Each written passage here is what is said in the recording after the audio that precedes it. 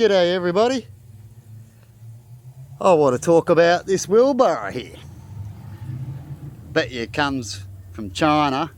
Not trying to pick on China, it's just that I know that a lot of Chinese products are not designed very well. They just slam things together to make them look good, but when it comes to recycling them and trying to get actually a little bit longer out of them, which would be quite easy to do, is a very difficult thing to save a little bit of pennies to make a lot of money for shareholders.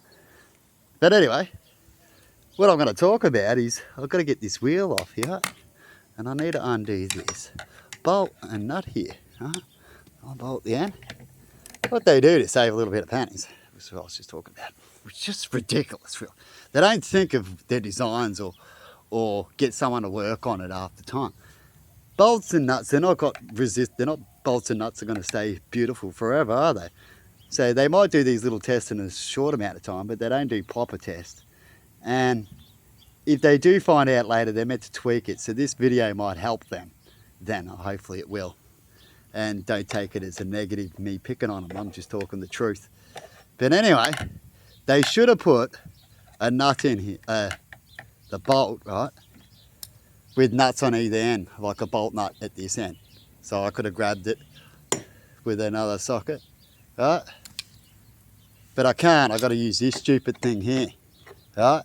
Now, you got to get the right thickness, which most of us don't, so they make you go get this extra bigger flathead tool, which we don't really ever use.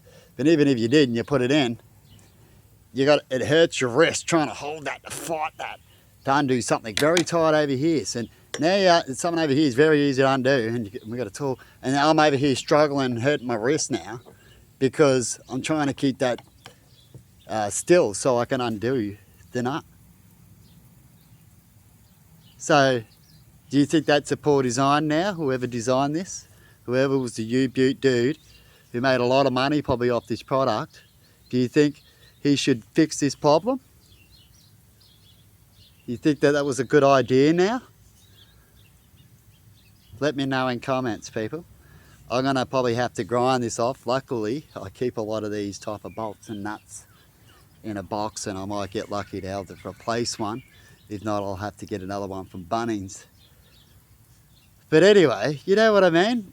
These people need to stop passing the buck and just think a little bit more. Because what I call passing the buck is now I've got to go to Bunnings, I've got to do the extra thinking, I've got to spend the extra little bit of money now that I shouldn't really have to if they just thought a little bit more and helped us out for the people who like to recycle and can't spend money all the time.